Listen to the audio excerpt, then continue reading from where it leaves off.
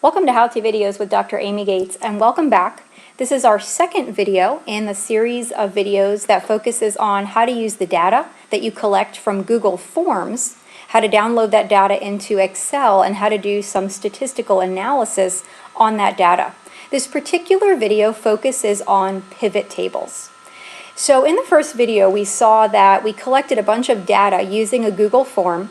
We downloaded that data as an Excel document, saved it on our computer, and we updated some of the names of our fields so that they were much smaller and more concise and easy for us to understand. And we had things like gender, the number of hours a person spends studying, their age group, what they got on the final, what they got on the project, how they felt in the beginning of the class, which was a ranking. 1 is the worst and 5 is the best. How they felt at the end of the class, and whether their parents or one of their parents attended college or not. And so we have our data here, and we also learned in the last video that we can sort any one of these columns of data if we want to organize by, let's say, gender, or organize by whether their parent went to college, or so on. Now, a pivot table is a great way to reorganize data so that you can take a very quick look at relationships between data. You can compare data. And when you see those relationships, they'll give you ideas of, hey, maybe I want to run a hypothesis test here to see if that difference is actually significant. So this video focuses on pivot tables, but the next video will focus on hypothesis testing.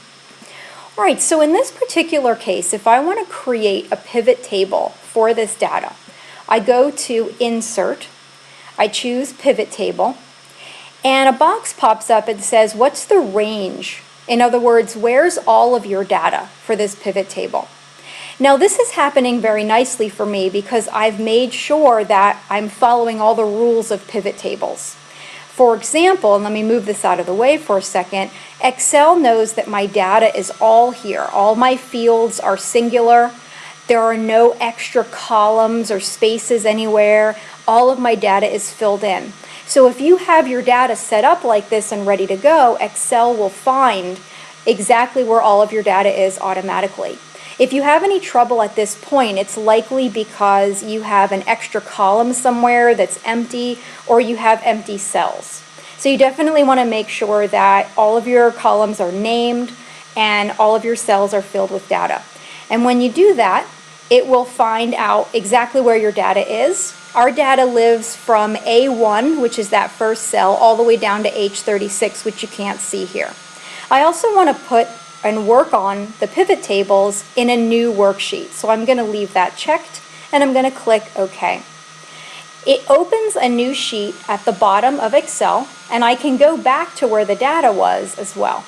The data is still over here in Sheet 1. And in Sheet 3 is where I can play with my pivot tables and make different tables and check out the data.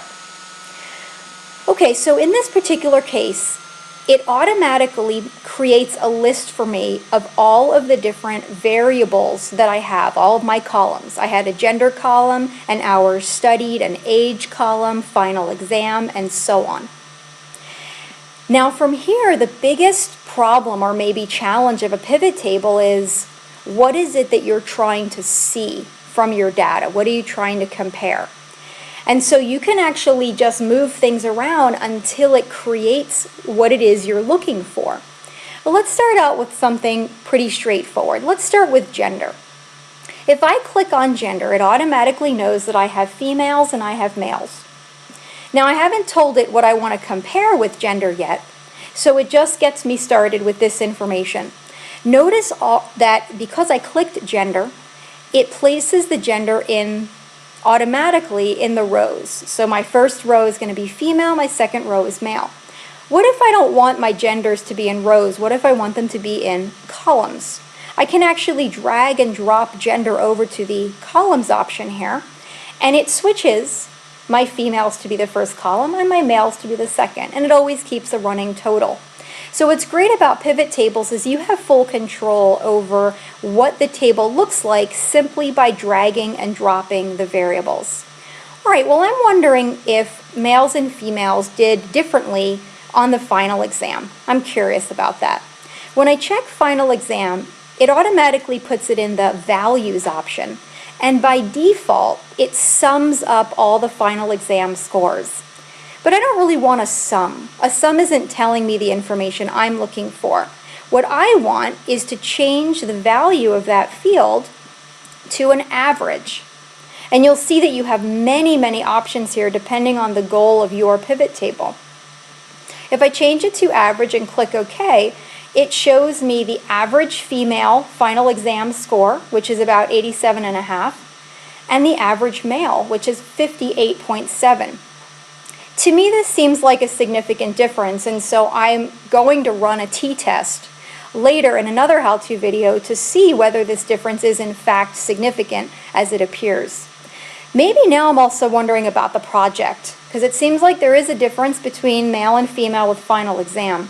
So if I check the project here, it continues building this pivot table for me, but it always gives me the default, which is the sum. Again, I don't want the sum. And notice that it put the project score here in the values area. The values area is what fills in your table. The rows area in this case is my gender. Here's row 1 and row 2. And I have my values in the columns, final exam score, project score. All right, well, I don't want a sum here, so I'm going to click Value Field Setting and change this to average again. Again, I can see that the female project score is higher than the male project score. So again, as an instructor, this is going to encourage me to maybe do some significance testing to see if there is a significant difference going on here. Now, one of the things that's interesting is you can move many things around, and you can also start over. So I can just pull all of these back, just drag and drop, and now I'm blank again. All right, maybe in this case I'm curious about hours studied. If I click hours studied, it just tells me the total hours studied. That's really not information. That's not what I'm looking for. I'm kind of curious about the relationship between maybe age and hours studied.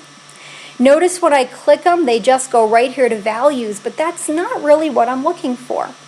I can move my age over to the rows.